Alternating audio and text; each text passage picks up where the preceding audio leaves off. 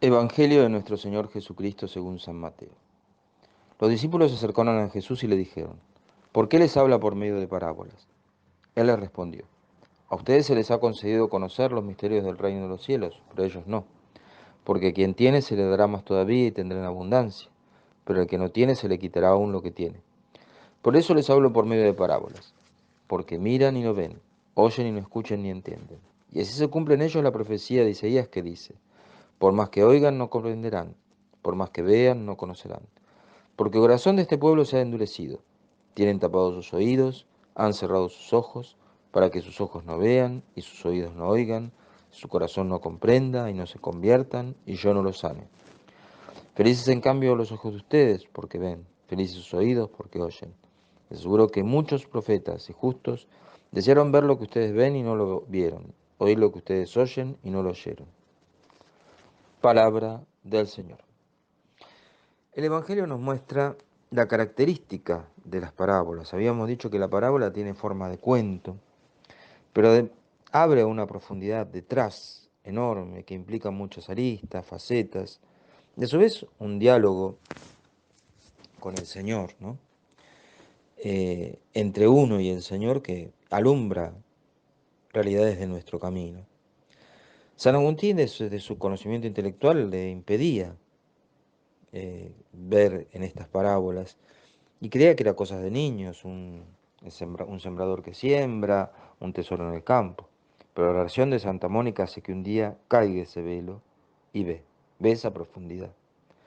Jesús dice que oyen sin entender, miran sin ver. Y porque dice que el corazón está endurecido. O sea, que el origen está en ese corazón.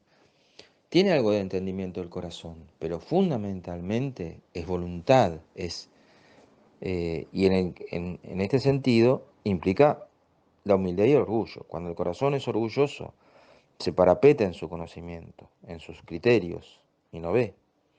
Los fariseos y sacerdotes eran muy cultos, pero su soberbia los enceguece, no entienden cómo servir, cómo ser humilde, cómo paciencia. No, no, no, esto no va, no va. Entonces descartan a Jesús. No son sus caminos y entonces ya lo descartan. Sus caminos tienen, el camino de Jesús, bueno, si nos dice tal y cual cosa, pero más o menos en donde andamos nosotros. El Salmo 137 dice: Yahvé atiende al humilde y al soberbio lo mira de lejos. No se acerca el Señor al soberbio. San Juan Pablo II nos dice: solamente quien acepte sus límites intelectuales y morales y se reconozca necesitado puede acercarse a la fe, ¿no? Y es decir que Jesús habla al corazón, no habla a un factor intelectual, sino a un factor espiritual. Y el orgullo y la soberbia produce esa dureza. A su vez hay que tener fe en lo que dice Jesús, como dice Santa Teresita, como un niño que está viendo lo que dice su padre y le cree, le cree.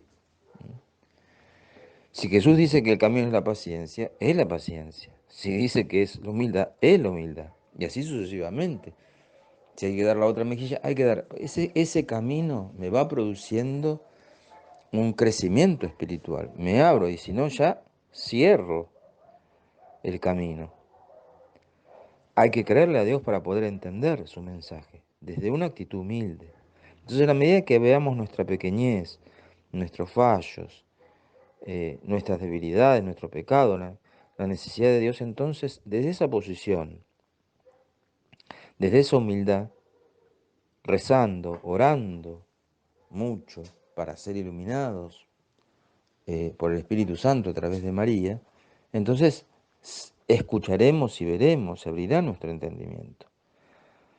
Con oración al Espíritu Santo, especialmente en María, eh, pero desde esa cualidad de humildad se abrirán nuestros ojos, se abrirán en el entendimiento, se abrirán nuestro conocer. Ahí está la clave, en esa humildad y en esa fe absoluta en lo que dice el Señor, e ir caminando en ese camino. Tropezaremos, nos equivocaremos, Pero desde esa actitud de reconocimiento de nuestra debilidad, nuestro pecado, nuestra limitación, nuestra necesidad de Dios, y esa fe, ahí entenderemos que María Santísima, aquella que dijo, ha mirado la humildad de su esclava, ¿no? Es decir, nunca pudo haber dicho, ¿cómo no me va a elegir a mí si no tengo pecado? Pero reconocía la extrañeza del pecado, pero veía su limitación en muchos aspectos y no por pecado, pero por humildad. Y bueno, en eso actuó el Señor, en ese reconocimiento absoluto, que también desde esa posición en la cual tenemos que volver siempre a tener, ¿no? Porque se nos escapa de la mano el ser humilde, volver a estar en esa posición de reconocimiento de la debilidad, de la necesidad de Dios, de las falencias, de nuestro pecado. De ahí en más se abrirá, adentraremos y teniendo fe en el Señor, podremos acceder a una sabiduría y un conocimiento mayor de esa palabra del Señor. Y que la bendición del Padre, del Hijo y del Espíritu Santo descienda sobre ustedes, sobre sus familias y permanezca para siempre. Amén.